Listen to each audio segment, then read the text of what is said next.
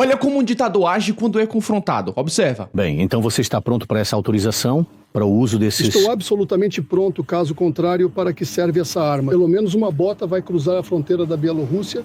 Em breve, teremos que lidar com isso com os alemães e os fascistas. Eu falo por Putin, conhecendo seu caráter. Para você entender, temos uma relação mais próxima que os ingleses e os americanos. Isso daqui é uma rara entrevista exclusiva dada do ditador da Bielorrússia chamado Lukashenko à BBC News. Esse Lukashenko que já está há mais de 30 anos no poder. Esse camarada aqui é conhecido como o último ditador da Europa. E nessa entrevista aqui ele mostrou claramente uma aversão ao entrevistador. E o entrevistador fez algumas perguntas de fato que encurralaram ele, cara, e ele reagiu de forma surpreendente aqui. Basicamente coloca a Bielorrússia ao dispor da Rússia, à disposição de Putin, que Putin pode colocar suas armas nucleares, e se qualquer soldado pisar em solo bielorrusso, vai ser respondido com armas nucleares. E ele deu detalhes exclusivos aqui da aliança que Bielorrússia e Rússia têm, ou melhor, os dois líderes ditadores, Putin e Lukashenko, têm uma relação próxima de amigo. E aqui ele deu detalhes exclusivos sobre essa aliança, essa relação que vai muito além do que uma relação de países para países, é uma relação de amigos, eles falam aqui. E agora você vai ter o prazer de assistir aqui essa entrevista completa que tá mais do que sensacional. E por isso que agora você vai se inscrever no canal e ativar as notificações, porque quando eu enviar um vídeo assim excepcionalmente bem, você será notificado e vem logo ficar bem informado e consequentemente mais inteligente. Agora, fique com o vídeo. Olá, tudo bem? Como você está? Espero que você esteja tendo um ótimo dia. Não, para vir a Minsk definitivamente teria mais tempo. Talvez ainda dê certo. Por que não? Você precisa de um convite especial? Você sabe russo? Você pode passar pela Bielorrússia sem nenhum visto? O que mais é necessário? Temos um regime de isenção de visto. Na Grã-Bretanha também. Obrigado por encontrar um tempo para conversar. Você preparou muitas perguntas desagradáveis, Min. Desagradáveis, ou talvez incômodos. É, isso que eu vou dizer. Primeiro de tudo, simplesmente nos encontramos nos bastidores da cúpula do BRICS. Diga-me, por favor, por que exatamente você quer que a Bielorrússia entre nessa organização? Logo surge a pergunta: e por que não deveríamos querer? Eu não vou listar as qualidades dos países e os tamanhos dos estados que fazem parte dessa união. A União, em sua fase inicial, já se aproximou da metade de tudo, e a população do território, o potencial produtivo lá e assim por diante. E se falarmos sobre estratégia, se os países que fazem parte do BRICS seguirem por esse caminho, aumentando o ritmo, estou certo de que eles superarão muitas uniões. Já superaram, incluindo o G7, o G20 e outras. E se aproximarão da Organização das Nações Unidas sem substituí-la por enquanto. Nós vemos os danos de um mundo unipolar. Vemos que o BRICS pode ser um contrapeso ao modelo unipolar existente. E equilibrar nosso planeta, não há nada errado nisso. Queremos estar com todos os países que buscam criar uma segurança normal para o nosso mundo de maneira equilibrada e justa. E equilibrá-la. Mas isso é o principal. Não vou entrar em detalhes menores, sobre os quais já falaram jornalistas e políticos. Eu tenho muitas dúvidas, como você pode imaginar. E eu sei que o tempo é curto. Então, vou direto ao que importa na Ucrânia. Como você vê isso? Quais são as possibilidades de se conseguir uma solução pacífica na Ucrânia? Se vocês quiserem, quero dizer, o Ocidente, peço desculpas por projetar tudo isso em você. Esse mundo pode ser estabelecido.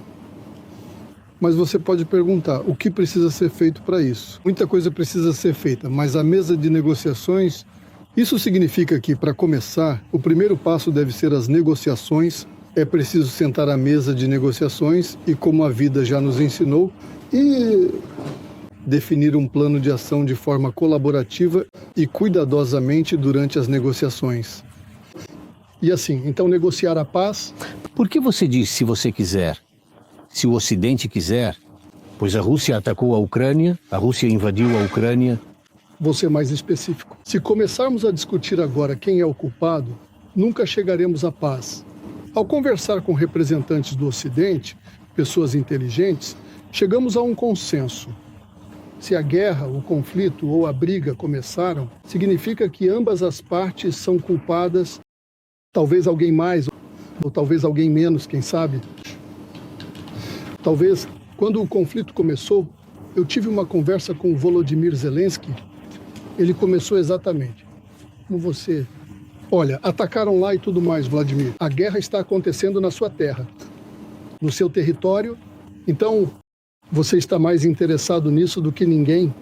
Quanto a quem atacou quem, mais uma vez digo, vamos mergulhar nas causas.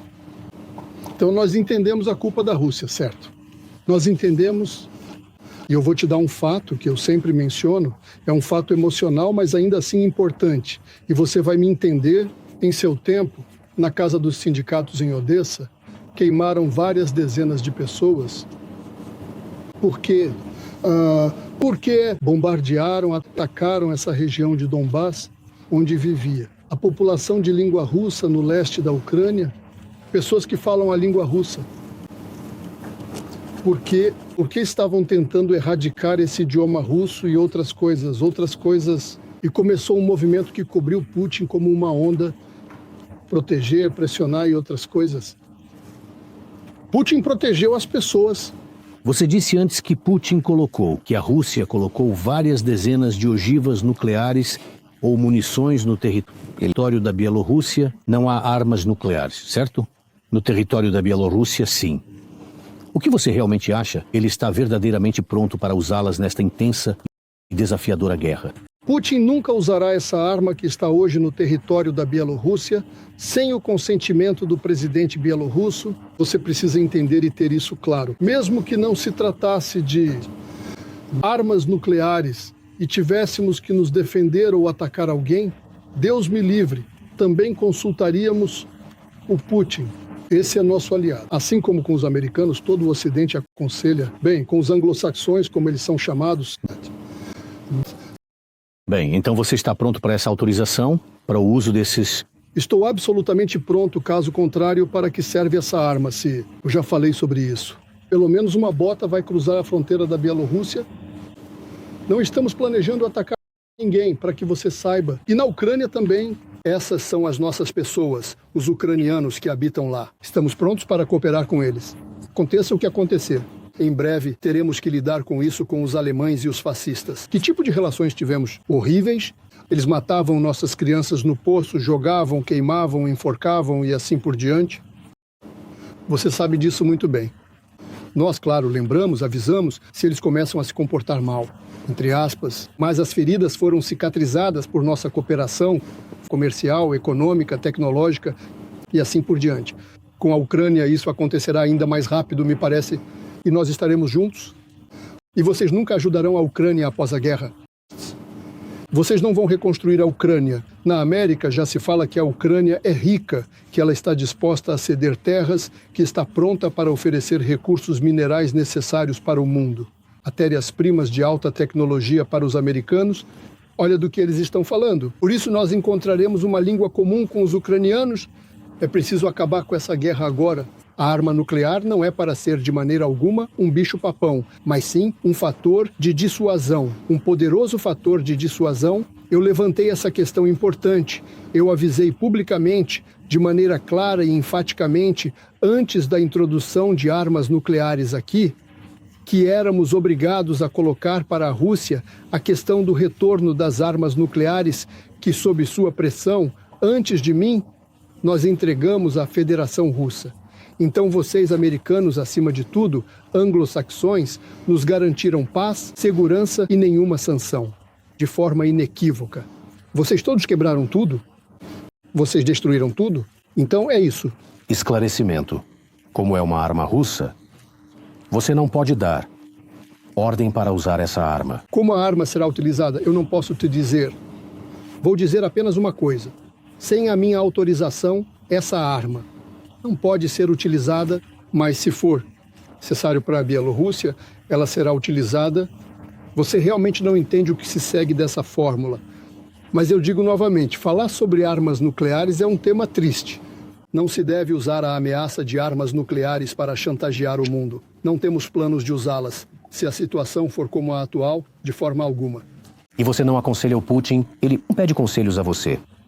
Ele me aconselha, eu o aconselho. Escutem, somos próximos. Por isso nos consultamos sobre assuntos pessoais, interpessoais, intergovernamentais e globais. E sobre a guerra da SVO, você não o aconselha de alguma forma? É hora de acabar com isso. Não, eu não estou dizendo que é hora de acabar. Nós desenvolvemos uma posição única. Negociações. Por que você está se recusando? Por que vocês, anglo-saxões, Ocidente, não aconselham Vladimir Zelensky a se sentar à mesa de negociações desde o início? Assim que sentarmos à mesa de negociações, podemos conversar sobre um cessar-fogo e depois sobre a retirada das Forças Armadas. Mas isso precisa ser resolvido à mesa. São necessárias garantias. Antes de tudo, para a Rússia, para que, ao estabelecer um cessar-fogo, vocês não comecem a enviar munições para a Ucrânia e armar as forças armadas ucranianas. Isso não deveria acontecer? Isso é o que Putin teme. Então cheguem a um acordo com ele. Aqui, as autoridades da Ucrânia e da Coreia do Sul afirmam que a Coreia do Norte... Bobagem, indeed. Essa é uma escalada do conflito militar. Nunca, dado o caráter de Putin, ele se esforçará para persuadir alguém para que os militares de um país se envolvam na guerra da Ucrânia, principalmente, segundo os militares, na linha de combate. Bem, na linha de contato... Então Sigurd Kerry não envia. Eu não acredito nisso. Então, ontem os norte-coreanos disseram que isso é como adivinhar o futuro na borra de café. Nunca houve essa conversa em negociações. Eu falo por Putin, conhecendo seu caráter. A Rússia tem população suficiente para conduzir operações militares? Se isso se confirmar, isso te preocupa. Isso será um passo para alguma escalada do conflito. Se forças armadas de alguém, até mesmo bielorrussas, aparecerem na linha de contato, elas vão achar que somos coagressores. Mesmo que nos envolvêssemos na guerra, isso seria um caminho para a escalada, porque vocês, anglo-saxões, imediatamente diriam que, bem, outra nação aliada se envolveu no conflito. Bem, então a OTAN tem o direito de ajudar a Ucrânia. Não disseram, poderiam ter dito assim.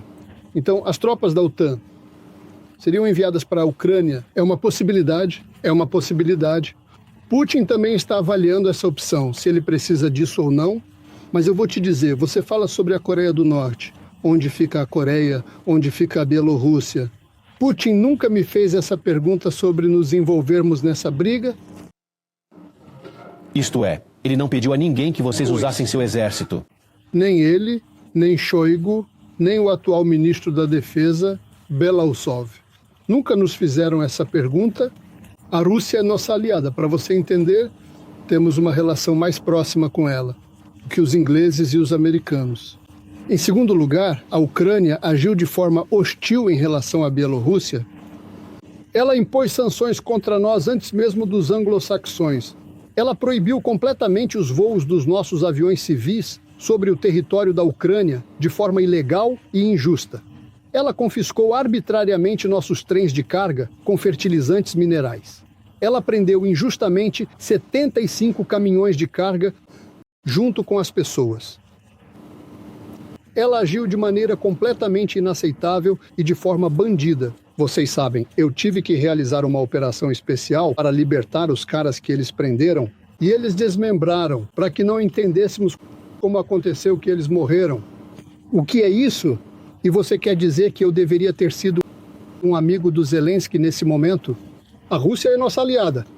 Eu apoiei e vou apoiar a Rússia pelo tempo que for necessário. Exatamente como você afirma que vai apoiar a Ucrânia, a OTAN, 50, 60 países, na verdade, estão por trás e dizem que vão apoiar o Zelensky até que toda a população da Ucrânia morra. Eles estão defendendo o país foi atacado. E eu defendo a Rússia. Este é o nosso território comum de Brest a Vladivostok, onde hoje existem 2 estados, Rússia e Bielorrússia. Eu defendo o meu aliado. Juridicamente, vocês leram nossos acordos, sabem. Isso significa que qualquer decisão do presidente russo não significa... Eu entendi sobre o que você quer perguntar. Não significa, hoje eu sou o presidente da Bielorrússia, você me considera presidente ou não. mas esses são os interesses do meu povo. E eu vou defender os interesses do povo bielorrusso. Eles coincidem absolutamente com os russos. Enquanto os interesses não coincidirem, eu e o Putin vamos agir lado a lado. Você disse recentemente que teve negociações interessantes Eu não vou te dizer com quem. com países oeste. Eu sei o que você quer dizer. Eu não vou te dizer.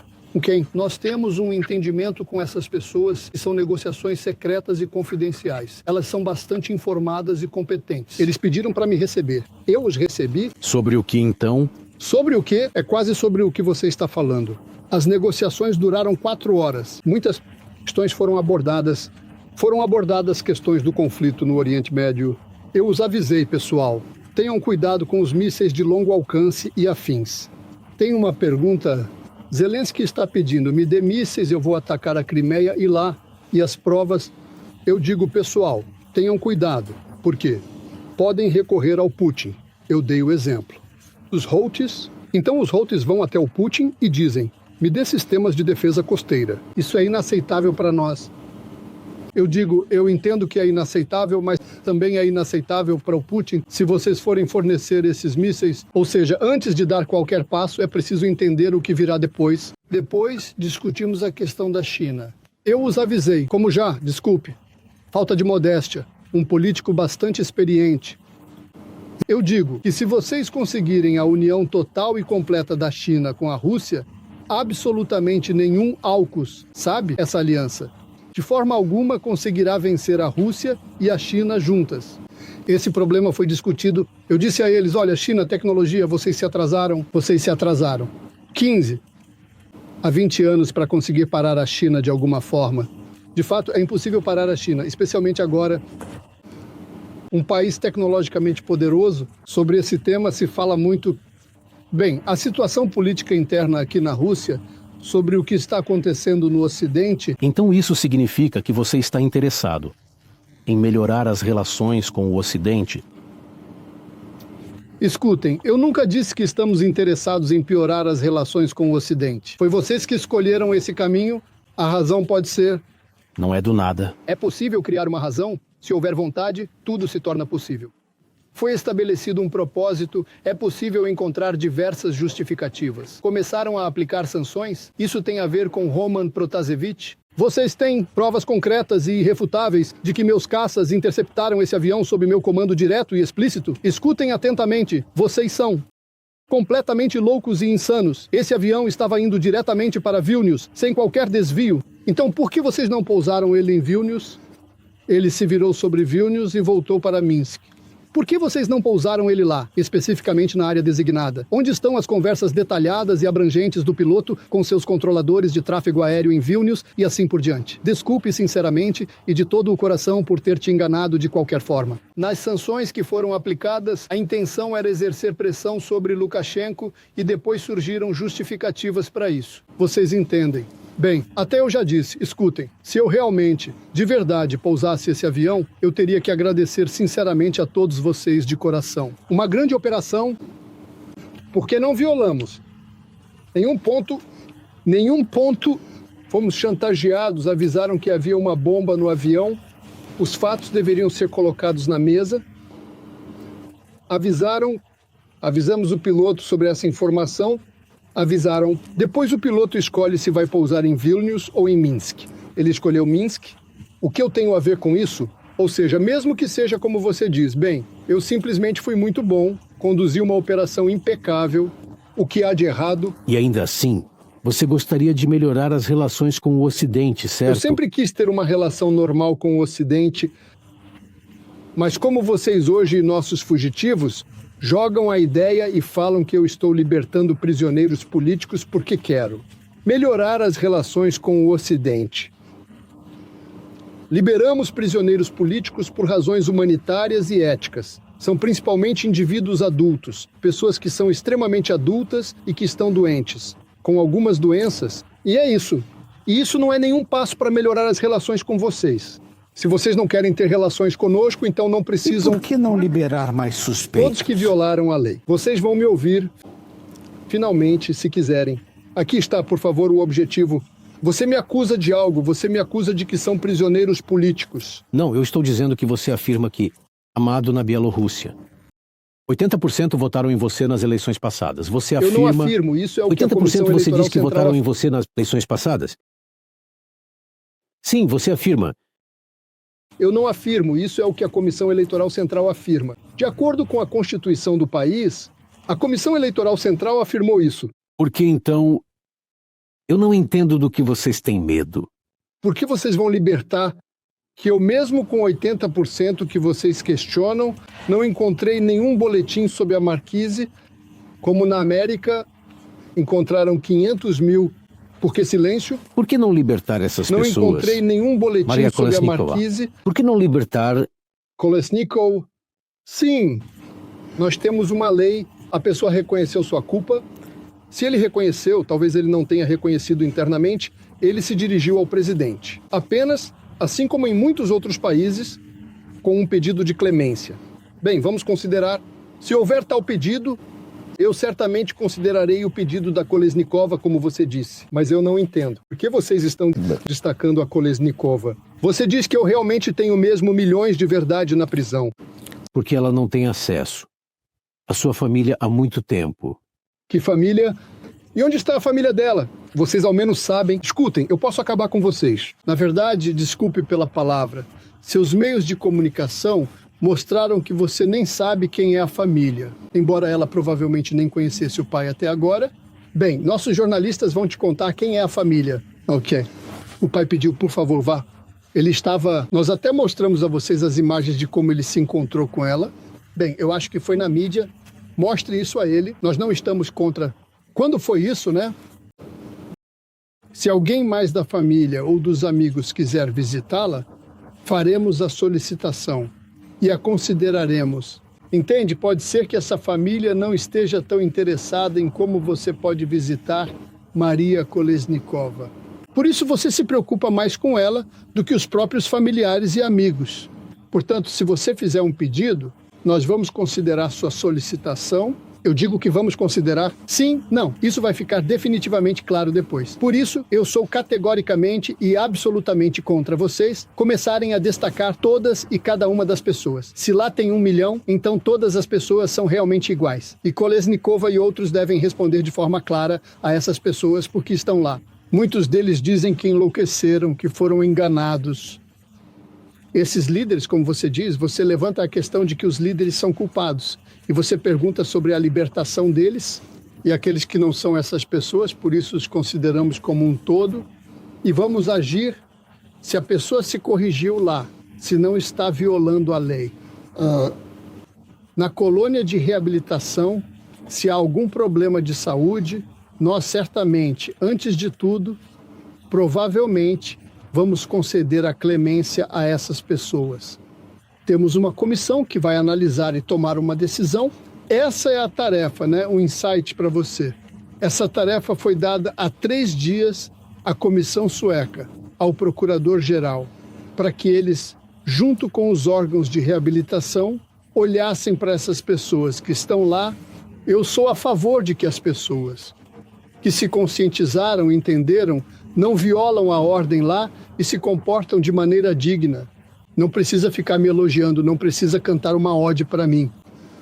Simplesmente se comportam normalmente. Nós considerar questões. Última pergunta. Sem o Ocidente, é importante lembrar que sem vocês, vocês não têm absolutamente nenhum valor para mim no que diz respeito à libertação das minhas pessoas. E é absolutamente essencial. Última pergunta. Hoje foram anunciadas as datas. Sim, das próximas eleições presidenciais. Foram anunciadas do... Havia essa data, desculpe. 25, será 26 de janeiro? Sim, depois 6. Obrigado, você foi o primeiro a me dizer. Eu sabia que havia 5 datas de proposta. Eu expressei minha opinião ao parlamento. Esse é o seu direito, sua decisão, anuncie. Hoje anunciaram 26 de janeiro. Obrigado por me informar. Mas ainda assim, essas eleições podem ser livres e democráticas se de forma alguma os líderes da oposição estão na prisão ou foram absolutamente forçados a deixar o país. E você conhece bem nossos líderes da oposição. A oposição são aquelas pessoas que atuam dentro do país em prol, bem, de pelo menos um número mínimo de pessoas. E quem você chama de nossos líderes, onde estão eles, esses líderes? Acordem, isso é o primeiro. Segundo, Vocês, provavelmente, aqueles que estão na prisão por violar as leis, acham que eles são líderes, mesmo que todos os fugitivos voltassem.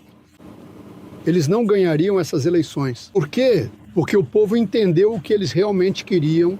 Se eles estão no exterior, bem, façam algo pelo povo, não pelo Lukashenko. E eles continuam pedindo. Essa é a questão inicial. Eles vão até vocês suplicando por ajuda. Ofereçam-lhes o que puderem. Segundo, não reconheçam as futuras eleições, imponham mais sanções. Terceiro, quinto, eles colocam 7 pontos diante de vocês e vocês diante deles sim criam uma formação armada perto da nossa fronteira para lançá-los no território da Bielorrússia. É isso que vocês consideram oposição? E para acabar com você de vez, se você se desviar um pouquinho da tendenciosidade, queria dizer de forma mais rude, mas não quero ofender você, porque você está cumprindo uma certa tarefa da sua redação. Pelo menos... Não é verdade, isso não é verdade. Não é verdade? Então vocês vão me entender. Você ouviu a entrevista Zinkovich? Zinkovich fez a declaração, agradeço a ele. Eu sou muito grato a ele. Ele contou tudo o que eles realmente queriam. E lá, a propósito, surgiu exatamente essa ideia. A luta contra o Lukashenko. De fato, pegar o filho mais novo, colocá-lo em um tumulto na região de Gomel, isso é uma coisa... O que me incomoda de verdade... Segundo, atirar no helicóptero do presidente durante a decolagem ou pouso com uma metralhadora de grosso calibre e assim por diante, leia-o mais uma vez.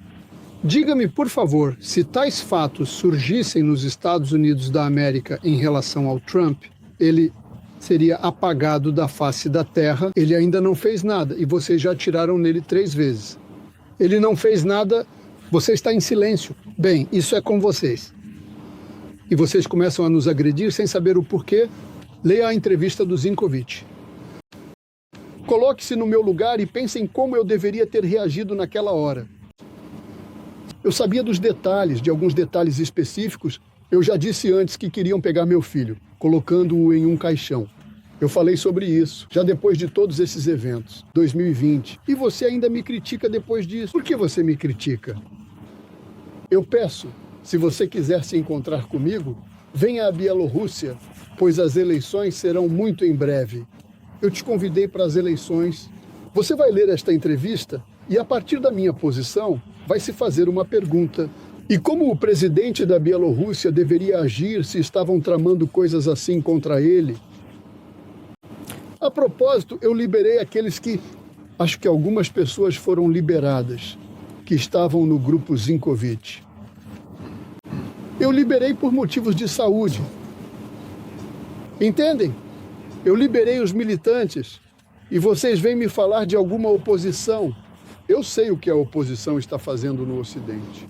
Algum dia vamos explicar tudo. Apresentaremos tudo em texto simples. E eles responderão ao povo bielorrusso o que fizeram, o que querem. Na história do nosso povo bielorrusso, essa não é a primeira vez.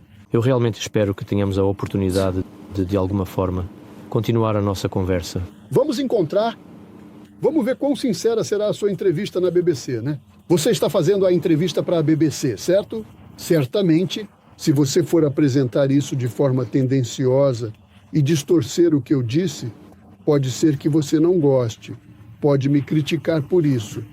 Mas você deve expor tudo o que eu disse, sem distorcer.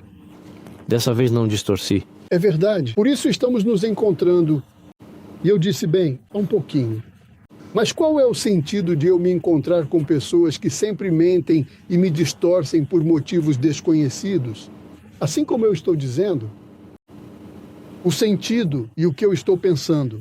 Você é uma pessoa inteligente, entende isso claramente, será exposto. Estou pronto para me encontrar todos os dias. Mas isso deve ser feito de forma honesta, sem qualquer tendenciosidade e mentira? Obrigado. Obrigado. Bem, desculpe, mas eu realmente não sou culpado pelo tempo. É uma cúpula, claro.